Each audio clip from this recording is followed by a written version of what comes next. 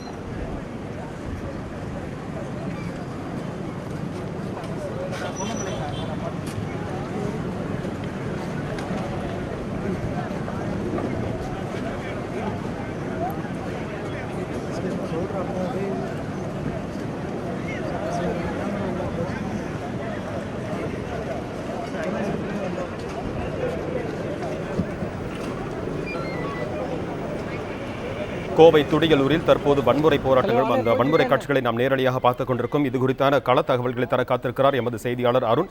அருண், நடந்தது என்ன, முழுமையா விரிவா சொல்லுங்களேன். அதாவது இந்து முன்னணியினுடைய கோவை மாவட்ட செய்தி தொடர்பாளராக பணியாற்றி வருபவர் சசிகுமார். அதாவது கடந்த 15 ஆண்டுகளாக இந்து முன்னணியில தனது முழு பங்களிப்பாக, அதாவது முழு நேர ஊழியராக இந்த சசிகுமார் பணியாற்றி வர்றாரு. இவருடைய பணி அப்படின்னு பார்க்கும்போது அனைத்து இந்த இந்து முன்னணி சார்பில் முன்னெடுத்து வைக்கக்கூடிய அனைத்து இயக்கங்களுக்கும் ஒரு ஒருங்கிணைப்பாளராக இந்த சசிகுமார் செயல்பட்டு இருக்காரு. அதாவது இதுவரைக்கும் எந்த ஒரு மேடை பேச்சுக்கள்லயோ மற்ற ஒரு நிகழ்வுகள்லயோ இவர் ஒரு கடுமையான பேச்சுக்களை வைக்காதவர் அப்படின்ற ஒரு இதை இவர் பெற்றிருந்த நேரத்துல இந்த ஒரு கடந்த 6 ஆண்டுகளாக தான் இவர் செய்தி தொடர்பாளர் அப்படின்ற ஒரு பேர் எடுத்துட்டு இருக்காரு. நேற்று இரவு வழக்கம் போல இவர் வழக்கமாகவே ஒரு 10 மணி சுமாருக்கு தான் இவர் வீட்டுக்கு போனது வழக்கமா இருந்தது. நேற்று அதாவது இன்றைக்கு மாலை திருப்பூரில் இந்து முன்னணியினுடைய செயற்குழு மற்றும் பொதுக்குழு கூட்டம் நடைபெறுவதாக இருந்தது. அந்த கூட்டத்தில் யார் யார் எந்தெந்த பொறுப்புகளை ஏற்றுக்கொள்வது என்பது குறித்து இந்து முன்னணி நிர்வாகிகளிடையேயான ஒரு ஆலோசனை கூட்டம் கோவை காந்திபுரம் பகுதியில் இருக்கக்கூடிய இந்து முன்னணி அலுவலகத்தில் நடந்திருக்கு. அந்த கூட்டத்தில் பங்கேற்றிருந்த சசிகுமார் சுமார் ஒரு 10:35 மணி அளவுல அந்த கூட்டத்தை முடிச்சுட்டு இவர் வீட்டுக்கு திரும்புறாரு. அதாவது வீடு பாத்தீங்கன்னா கோவை அந்த காந்திபுரத்துல இருந்து மேட்டுப்பாளையம் சாலையில கவுண்டர் மில் அங்க அந்த ஒரு சந்திப்புல இருந்து சுப்பிரமணியம் பாளையம் அப்படின்னு ஒரு இடத்துல அவர் தங்கியிருக்காரு. அந்த சுப்பிரமணியம் பாளையத்துக்கு போகும்போது, அதாவது அவருடைய வீட்டுக்கும் அந்த சம்பவம் நடக்கிறதுக்கும் சுமார் 1 கிலோமீட்டர் முன்பாக இவர் கவுண்டர் மில் பகுதியிலிருந்தே ஒரு 2 இருசக்கர வாகனங்கள்ல ஒரு 4 பேர் அவர் தொடர்ந்து பின்தொடர்ந்து வந்துட்டு இருந்திருக்காங்க. அவங்க அந்த சம்பவம் நடந்த இடத்துல திடீரென அந்த சசிகுமார் மேல ஒரு அருவாள்ல ஒரு தாக்குதல் நடத்துறாங்க. இதுல உடனடியாக அவர் வண்டியை நிறுத்தின வேகத்துல அவர் முதல்ல 2 கைகள்லயுமே அவங்க அருவாள்ல வெட்டுறாங்க. அவங்க அருவாள்ல வெட்டின உடனடியாக இவர் வண்டியை நிறுத்திட்டு இறங்கி ஓட முற்படும் போது முதுகுல ஒரு வெட்டு வெட்டுறாரு. அந்த முதுகுல வெட்டாயை வாங்கிட்டு இவர் சுமார் ஒரு 100 மீட்டர் தூரத்துக்கு இவர் ஓடி தப்பிக்க முயற்சி பண்றாரு. அந்த தப்பிக்க முயற்சி பண்ணும்போது தொடர்ந்து சுமார் 9 இடங்கள்ல சராமாரியா அந்த மர்ம நபர்கள் அவரை வெட்டினதுனால அந்த இடத்துலயே இவர் சம்பவ இடத்துலயே, அதாவது சுருண்டு விழுந்துடுறாரு. விழுந்த உடனே இவர் உயிரிழந்துட்டாரு அப்படின்னு நினைச்ச உடனே அந்த மர்ம கும்பலான அந்த 4 பேர் கொண்ட கும்பல் உடனடியாக அந்த இடத்தை விட்டு தப்பி ஓடிடுறாங்க. இந்த சம்பவத்தை தூரத்துல இருந்து ஒருத்தர் பார்த்த ஒருத்தர் உடனடியாக அவருக்கு முதலுதவி அளிக்கிறதுக்காக வராரு. அந்த நேரத்துல அந்த ஏற்கனவே இந்த ஆலோசனை கூட்டத்தில் பங்கேற்று இருந்தவங்க நாளைக்கு எத்தனை மணிக்கு புறப்படலாம் அப்படின்னு கேட்கறதுக்காக ஒருத்தர் அவருக்கு சசிகுமாருக்கு போன் பண்ணும்போது அந்த போனை அந்த உதவி செய்ய வந்தவர் அந்த போனை எடுத்துட்டு இந்த மாதிரி இந்த போன்ல நீங்க கூப்பிடுறவர் அடிப்பட்டு வெட்டுக்காயங்களோட கிடக்கிறார் அப்படின்னு சொன்னதன் அடிப்படையில அவங்க கட்சியினரும் பின் அவருடைய சசிகுமாரின் உறவினர்களும் உடனடியாக அந்த இடத்துக்கு அவர் மீட்டு அங்கிருந்து ஆம்புலன்ஸ் மூலமாக கோவை அரசு மருத்துவக் கல்லூரி மருத்துவமனைக்கு கொண்டு வராங்க. அந்த அரசு மருத்துவக் கல்லூரி மருத்துவமனையில அவரை பரிசோதித்த மருத்துவர்கள் இவருடைய நிலை மிகவும் மோசமாக இருப்பதால் அருகே இருக்கக்கூடிய ஒரு தனியார் மருத்துவமனையான கேஜி மருத்துவமனைக்கு கொண்டு போவாங்க அப்படின்னு சொல்றாங்க. உடனடியாக அந்த கேஜி மருத்துவமனைக்கு சுமார் ஒரு 5 நிமிட நேரத்துல அவரை அங்க கொண்டு போய் அனுமதிக்கிறாங்க. அந்த கேஜி மருத்துவமனையில ஒரு 15 முதல் 20 நிமிடம் அவருக்கு சிகிச்சை அளிக்கிறாங்க. சிகிச்சை அளிக்கும் போது இவருடைய நிலை மிகவும் மோசமாக தொடர்ந்தது. மேலும் அந்த தனியார் மருத்துவமனை மருத்துவர்கள் இவர் உடனடியாக நீங்க அரசு மருத்துவமனைக்கு ஷிஃப்ட் பண்ணுங்கன்னு சொன்னதன் அடிப்படையில் இவங்க அரசு மருத்துவமனைக்கு கொண்டு போறாங்க. அரசு மருத்துவமனைக்கு கொண்டு போற வழியிலேயே இவர் இவருடைய உயிர் பிரிஞ்சிறது அதை மருத்துவர்கள் உறுதிப்படுத்துறாங்க. அந்த சம்பவம் அது ஏற்கனவே இவர் வெட்டுப்பட்ட சம்பவம் அறிந்த உடனடியாக அந்த தனியார் மருத்துவமனைக்கு அரசு மருத்துவமனைக்கு ஏராளமான பாஜக தொண்டர்கள் மற்றும் இந்து முன்னணி பிரமுகர்கள் ஏராளமானோர் அந்த பகுதியில் வந்து குமிஞ்சிடுறாங்க. எனவே அந்த உடனடியாக அந்த தனியார் மருத்துவமனைக்கு வந்து கோவை மாநகர காவல் ஆணையரான உடனடியாக கோவை மாநகர காவல் ஆணையர் மற்றும் மாவட்ட காவல் கண்காணிப்பாளர், துணை கண்காணிப்பாளர் என எல்லாருமே வந்து அந்த காவல்துறையினர் ஏராளமானோர் அந்த 2 மருத்துவமனைகளுக்குமே வந்து சம்பவ இடத்தை வந்து நேரில் வந்து விசாரிக்கிறாங்க. விசாரிச்ச போது சுமார் அந்த ஒரு 12:30 மணி அளவுல இவருடைய உடலானது தனியார் மருத்துவமனையில இருந்து அரசு மருத்துவமனைக்கு பிரேத பரிசோதனைக்காக கொண்டு செல்லப்படுது. பின்னர் அந்த அரசு மருத்துவமனையில பிணவரையில் வந்து இவருடைய சடலம் வைக்கப்பட்டவுடன் கட்சியினர் வந்து நேற்று இரவு முதலே அரசு மருத்துவமனையில வந்து குவிய தொடங்குறாங்க. இன்று காலை 6 மணி முதல் 7 மணி ஆகும்போது சுமார் ஒரு 1000த்திற்கும் மேற்பட்ட தொண்டர்கள் அங்க வந்து குமையிறாங்க. இதே நேரத்துல ஒரு 10 மணி அளவில் சுந்தராபுரம், குனியமுத்தூர் இந்த பகுதியில் இருக்கக்கூடிய இந்து முன்னணி பிரமுகர்கள் அவர்களுடைய வாகனத்தில் அரசு மருத்துவமனையை நோக்கி வரும்போது ஆத்துப்பாலம் அப்படின்ற ஒரு இடத்துல வச்சு மர்ம நபர்கள் இவர்கள் வந்த காரின் மீது கல்வீசி தாக்குதல் நடத்தினதாக ஒரு தகவல் அரசு மருத்துவமனைக்கு வருது. அந்த தகவல் வர்ற நேரத்துல அரசு மருத்துவமனையில் முன்பாக இந்து முன்னணி மற்றும் பாஜக தொண்டர்கள் இந்த கொலைக்கு நியாயம் கேட்டு சாலை மறியலில் ஈடுபட்டு இருந்தாங்க.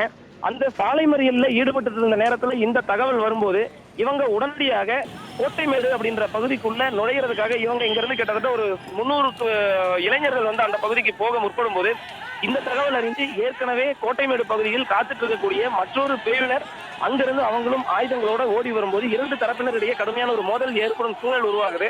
இந்த மோதல் ஏற்படும் சூழலை தவிர்ப்பதற்காக அந்த பகுதியில் காவல்துறையினர் ஏற்கனவே குவித்து வைக்கப்பட்டிருந்தனர். காவல்துறையினர் வந்து 2 தரப்பினருக்கும் வந்து ஒரு லேசான தடியடி நடத்தியதன் அடிப்படையில் இந்த 2 தரப்பினருமே வந்து அந்த இடத்தை விட்டு கலைஞ்சிடறாங்க.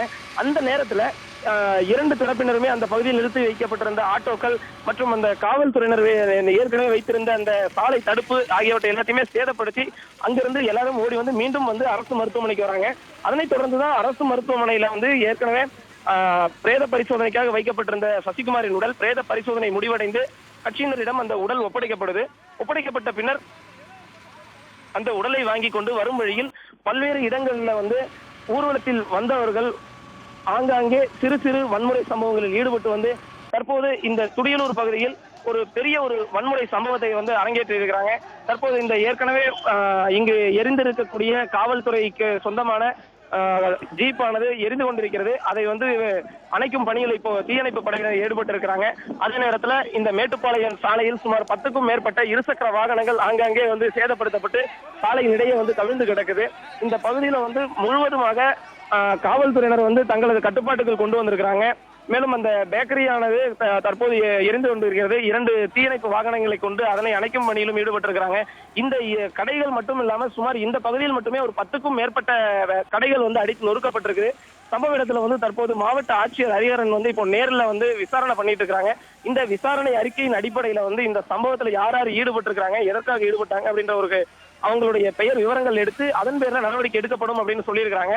இப்போதைக்கு இந்த சம்பவத்துல ஈடுபட்டதா ஒரு சிலரை மட்டும் கைது பண்ணி காவல்துறையினர் வந்து வச்சிருக்காங்க வாகனத்துல.